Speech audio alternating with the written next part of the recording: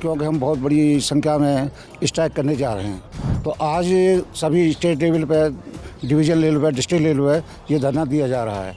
हमारी मुख्य मांग ये है पेंशनर्स की, जो हमारी मांगें हैं गवर्नमेंट उसको दे, सरकार उसको दे, लेकिन सरकार उसको दूर टालने की कोशिश कर रही है। ये जो पुराने पेंशनर्स हैं उनको कोई फ़ायदा नहीं दिया जाएगा, जो आगे पेंशनर्स आएंगे उनको फ़ायदा दिया जा सकता है। तो उसके वजह से पेंशनर्स को बहुत बड़ा नुकसान है। लगातार पिछले कुछ समय से देश भर में एक माहौल चल गया है प्रदर्शन का, चाहे फिर वो छात्र हो, आम जनता हो या फिर किसान हो, सड़कों पर आ रही है और अपनी आवाज़ को सरकार तक पहुंचाने की कोशिश कर रही है। तो आखिर क्या ऐसा कारण है कि सरकार जो है आम जनता की समस्या को नहीं सुन पा रही है, उनकी आवाज़ जो है केंद्र सरकार, राज्य सरकार के कानों तक नहीं पहुंच पा रही है। आप मेरे पीछे देख सकते हैं कि कितनी सारा ये हुजूम जो है आज उमड़ा हुआ है और अपनी मांगों को लेकर है। तो ये कौन लोग हैं और क्यों सड़कों पर आज आने पर मजबूर हैं और क्यों अपनी समस्या को सरकार तक पहुंचा रहे हैं और क्यों सरकार इनकी समस्या को नहीं सुन पा रही है, इनसे बात करेंगे और जानेंगे। जी, सबसे पहले क्या नाम है सर आपका? डीसी तिवारी जी। तो सर आज आप बड़ी संख्या में यहाँ मौजूद हैं, तो क्या कारण रहा है उसका? ये हमारा जो एक गवर्नमेंट भारत सरकार ने 2025 में जो फरवरी में बजट पेश किया था, उसमें एक वैलिडिटी एक्ट पास किया है। उसमें वैलिडिटी एक्ट पास किया है, उसमें ऐसा है कि उस पे कमीशन जो भी हम लोगों का सेंट्रल गवर्नमेंट का या जिसका लागू होगा, उसमें आपको जो क्या कहते हैं पेंशन के लिए जो पुराने पेंशन वाले हैं उनका पेंशन रिवाइज नहीं होगा और आगे जो लागू होगा उनका होगा और आगे रिटायर होंगे उनका होगा। तो ये हम लोगों को बहुत बड़ा लॉस है। पिछले ज़्यादा बहुत हम लोग बहुत हैं पेंशन रिटायर वाले पुराने, इनको नहीं होगा तो क्या बेनिफिट है? हमारी पेंशन उसी तरह से रही। तो हमारी सरकार से डिमांड है कि इसको वापस करें। जी। तो आज मेरे साथ और लोग भी हैं। सर क्या नाम है सर? आगे आइए थोड़ा सा। हाँ जी। ओंकार सिंह गौतम, अध्यक्ष। जी सर, मुझे बताइए कि आज आप बड़ी संख्या में मौजूद है। पहले तो ये था किस डिपार्टमेंट के सर आप कर्मचारी रहे हैं? BSNL। जी। तो आज आप मांग लेकर आ रहे हैं, सरकार को लेकर आ रहे हैं, तो ये किस समय ये बिल पास हुआ और अब क्या मांग है आपकी? अब श्रीमान ये है कि जो हमारा all India BSNL pensioners association से धरना दिया जा रहा है और ये हमारे सेंट्रल हेडक्वार्टर की तरफ से आदेश किया है, क्योंकि हम बहुत बड़ी संख्या में स्ट्राइक करने जा रहे हैं, जो कि धरना कल से भी लागू रहेगा, जो हमारा दिल्ली में रहेगा। तो आज सभी स्टेट लेवल पर, डिवीजन लेवल पर, डिस्ट्रिक्ट लेवल पर ये धरना दिया जा रहा है। हमारी मुख्य मांग ये है पेंशनर्स की, जो हमारी मांगें हैं गवर्नमेंट उसको दे, सरकार उसको दे, लेकिन सरकार उसको दूर टालने की कोशिश कर रही है और उसने एक वैलिडेशन एक्ट 2025 भी लागू कर दिया, जिसके अंदर हमारे पेंशनर्स लोगों को बहुत नुकसान होता है। हम चाहते हैं इसको हटाए और पब्लिक के पेंशनर्स के हित में आगे बढ़े और उनकी समस्याओं के समाधान करें। दूसरा, जो हमारे 8th में CPC कमीशन लागू हो रहा है 2026 से, जनवरी 2026 से, उसमें भी उन्होंने ये कंडीशन लगा दी है जो पुराने पेंशनर्स हैं उनको कोई फ़ायदा नहीं दिया जाएगा, जो आगे पेंशनर्स आएंगे उनको फ़ायदा दिया जा सकता है। तो उसके वजह से पेंशनर्स को बहुत बड़ा नुकसान है। तो हम चाहते हैं कि हमारा ये सरकार तक पहुँचे और हमसे हैं, हम सभी के लिए एक है और एक रहेंगे। पूरा इंडिया, पूरा भारत इसके लिए एक है। और आज ये होने के बाद कल हमारा 11 तारीख को दिल्ली जंतर मंतर पर धरना होने जा रहा है, जो कि सभी मिनिस्टरों से, सभी पूरी गवर्नमेंट एम्प्लॉय से, वहाँ सरकारी अधिकारियों से मिला जाएगा। तो इस समस्या के समाधान के लिए हम प्रयास कर रहे हैं। इसके अलावा अगर मैं बात करूं BSNL के अलावा सर, तो और कौन कौन से डिपार्टमेंट हैं जो इस तरीके के धरने में आपके में शामिल हो रहे हैं? देखिए, हम ये आपको बतलाना चाहते हैं कि हमारे यहाँ पर जो भारतवर्ष के अंतर्गत केंद्रीय कर्मचारियों से संबंधित जो रिटायरमेंट कर्मचारी और फैमिली पेंशनर हैं, वो 51 लाख से अधिक की संख्या उसकी है। और ये सारे डिपार्टमेंटों से जो है रिटायर्ड हमारे कर्मचारी जो हैं उनको और उनके पारिवारिक पेंशन मिलती है, उनको भी लाभ से वंचित किए जाने वाला एक्ट है, जो वैलिडिटी एक्ट 2025 में बिल विधेयक पास किया गया था। और उस पास करने के बाद में इसका हम लोगों ने जुलाई 2025 से लेकर अब तक अनेकों प्रकार के आंदोलन करके सरकार को सचेत किया है कि सरकार आए और सरकार जो है इस एक्ट को जो है वापस ले।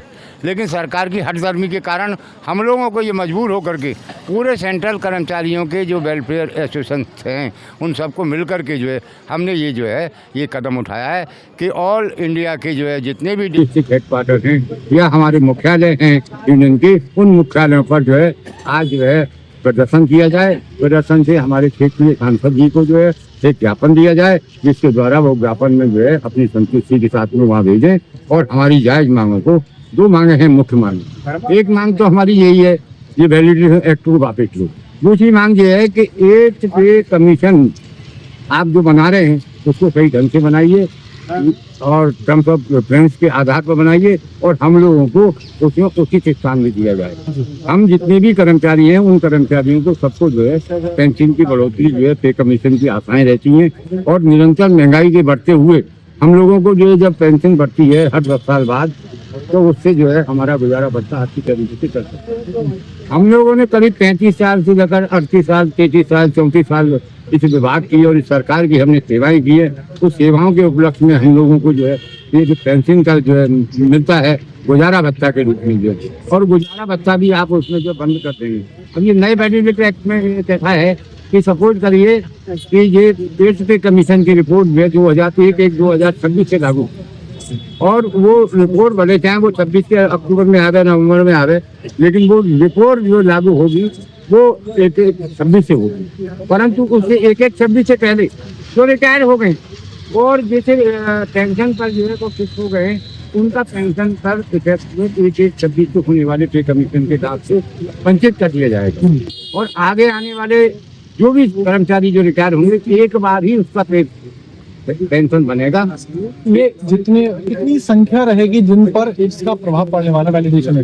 करीब जो है इसमें 51 लाख से अधिक से जो है पूरे भारतवर्ष में 51 लाख से अधिक जो है हमारे जो है कर्मचारी परिवार हैं और उन कर्मचारी परिवारों को काफी मतलब नुकसान होगा और उनके और भी हित हैं और उनके हितों को, जैसे हमारा जो है चिकित्सा भत्ता पुरानी अवस्था हो जाने के कारण हमें चिकित्सा की भी काफी आवश्यकता पड़ती है, उसमें भी कुछ कटौती करने जा रहे हैं तो जिससे कि हम लोग तो हमने चिकित्सा न करा सके और चिकित्सा नहीं होगी तो हम लोग जी नहीं पाएंगे। और हमारे जीवन यापन के लिए जो है सरकार ने जो है बहुत लड़ाइयों के बाद में फिर ये पेंशन जो है शुरू हुई है और पेंशन शुरू हुई थी और पेंशन मिल रही है, और उसमें भी जो है बीजेपी सरकार ने हम लोगों को जो है इस तरीके से जो है पूरे पेंशनर जो है पूरे हैं। अभी तो सेंट्रल गवर्नमेंट के लिए वैलिडिटी एक्ट पास किया गया है। क्या आपने बता देना चाहता हूँ, कोई भी किसी राज्य में किसी वेतन आयोग की गठन किया गया है क्या? नहीं। केंद्रीय वेतन आयोग का जो गठन हुआ है और केंद्रीय वेतन आयोग की जो रिपोर्ट है वही अनेकों हमारे राज्यों में भी वही जो है पारित होती है और उन्हीं के आधार पर कर्मचारियों का होता है। अभी हमारे पास में अगर ये वैलिडिटी एक्ट लागू कर दिया जाता है और ये 1-1-26 के बाद में हम लोगों को जो पुराने वालों को पेंशन नहीं मिलेगी और नए वालों को पेंशन रिटायर होगा तो उसमें देनी पड़ेगी, एक बार ही फिक्स होगी।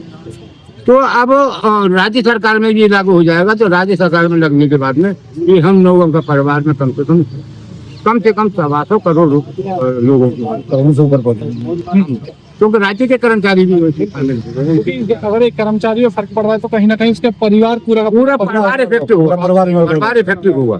हमारा परिवार जो सपोज करिए अभी हमें पेंशन मिल रही है और पेंशन बढ़ने की आशा भी रहती है हमें कि भाई डीए बढ़ेगा, हमारा वेतन आयोग की रिपोर्ट आ रही है वो बढ़ेगा, उस हिसाब से महंगाई भी बढ़ रही है बाजार में जाके आज तक कोई भी चले जाइए आप जो है हम छोटा सा जो है सब्जी रोटी खाएंगे, सब्जी रोटी आप आटे के भाव ले लीजिए 40 रुपये किलो से कम का नहीं, आलू का भाव 30 रुपये से कम का नहीं। ये सारी चीजें महंगाइयाँ जब हम मिल सकते हैं तो हमसे कर्मचारियों से जो रिटायर्ड हुए उनसे जो है ये अधिकार क्यों छीनेंगे कि हमको जो है समय समय पर आने वाले 10 साल के बाद में आप वेतन आयोग की रिपोर्ट देते हो और वेतन आयोग की रिपोर्ट, जबकि गवर्नमेंट को जो बाध्य किया गया था पहले जो है 7वें पे कमीशन ने ये रिकमेंड किया था कि जिस समय भी 50% से अधिक डीए हो जाएगा वह 50% डीए आपकी तनख्वाह में समायोजित कर दिया जाएगा। चलिए, अगर सर आपकी जो मांग है अगर वो मांग पूरी नहीं होती है तो अगला कदम क्या होने वाला है? ये पूरे देश की जो बड़ी संस्था है सिविल पेंशन एसोसिएशन की तरफ से ये पूरे देश में मांग की गई है कि आज के दिन हम लोग यहाँ पर एकत्रित हों। जिले में पूरे भारतवर्ष में जहाँ भी BSNL के हेड ऑफिस हैं अपने, तो वहाँ पर अपने सब लोग ये मांग कर रहे हैं और कल के दिन पूरे देश में एक दिल्ली में एक आयोजन किया जाएगा जिसमें सेंट्रल गवर्नमेंट के सब डिपार्टमेंट पर्सन वहाँ पर उपस्थित रहेंगे। राष्ट्रपति जी को, प्रधानमंत्री जी को अपना ज्ञापन वो लोग वहाँ देंगे और इसी से ही इसके बाद में यदि नहीं होता है तो उच्च अधिकारी हमारे जो अध्यक्ष, राष्ट्रीय अध्यक्ष हैं, उनकी तरफ से जो भी संकेत होगा हम लोग हर तरीके से आंदोलन करना पड़े उसके लिए लोगों को तैयार रहेंगे। ये हमारा। एक बात मुझे बताइए सर, जब भी हम कोई भी अपनी मांग रखने जाते हैं तो सबसे पहले हम शहर में जो जिला अधिकारी है उनको ज्ञापन सौंपते हैं, लेकिन आप जो है जो ज्ञापन दे रहे हैं वो सांसद महोदय को दे रहे हैं, तो इसके पीछे क्या कारण है? उसके पीछे ये है कि हमारे कुछ अधिकारियों ने, हमारे जो एसोसिएशन के अधिकारियों ने कहा है कि ये संसद सदस्य मतलब संसद में ही पारित हुआ था, तो संसद में पारित हुआ है तो हमें प्रधानमंत्री, राष्ट्रपति को ज्ञापन देना है। तो हमने यहाँ पर ऊपर से हमारे पास ये आदेश है कि आप अपने लोकसभा सदस्य और राज्यसभा सदस्य हैं उनके माध्यम से दिलाइए। तो हम वही कार्य कर रहे हैं। या हेमा मालिनी जी हैं उनको देंगे और तेजवीर सिंह जी हैं राज्यसभा के मेंबर, उनके माध्यम से हम चलिए ठीक है। तो ये सारे का सारे जो आपने पेंशनर हैं जो अपनी मांग लेकर आए, खासकर दो मांग लेकर आए, वैलिडेशन एक्ट 2025 है उसको वापस लिया जाए और 8वें वेतन को लेकर इनकी जो दो मांगे हैं और इनका कहना है कि आज इसका आगाज हुआ है प्रदर्शन का, आगे चलकर ये बहुत बड़ा रूप ना ले, उससे पहले अगर हमारी मांगे पूरी हो जाती हैं तो बेहतर रहेगा। अपना ये ज्ञापन सांसद महोदय यानी कि हेमा मालिनी जी को आगे देंगे और उम्मीद करेंगे कि इनकी जो मांगे हैं वो पूरी हो जाए। मिलते हैं किसी और वीडियो में, तब तक के लिए नमस्कार।